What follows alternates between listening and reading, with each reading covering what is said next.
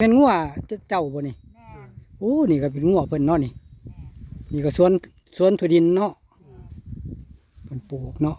โอ้อยู่แคบโค้งอยู่แคบทางลงมาพอดีเนาะนี่เพิ่นกำลังเก็บกำลังกันนี่ กำลังเก็บส่วนมากบ่ค่อยเคยเห็นดอกกันทั่วนี่ บ่ โอ้มันเป็นแนวนี้เนาะ ตัวดิชม คนไกลโค้งหนนาเลยบ่ฮู้ว่าเขาจะปลูกแนวใดโอ้นี่มันเป็นแนวนี้เนาะนี่เนาะ มันมีหลาย เพิ่นกำลังเก็บ เก็บ ผลผลิตเนาะนี่ แม่น ไปขายโลละจักบาทล่ะนี่ 30โลละ30เนาะโอ้ยมันซื้ออยู่นี่แห้งดีได้สดๆเลยนี่ แม่นกำลังปนขึ้น ถือกว่าผ่านพ่อค้าคนกลางเนาะ แม่นราคาคนกลางคนราคาเท่าไร เพิ่นก็เอากำไรธรรมดาเนาะ แม่น ธรรมดาล่ะ ทำมาหากินเนาะ โอ้นี่เด้อครับ เด้อพามาเลาะผาสั้นมื้อนี้มาเจอเพิ่น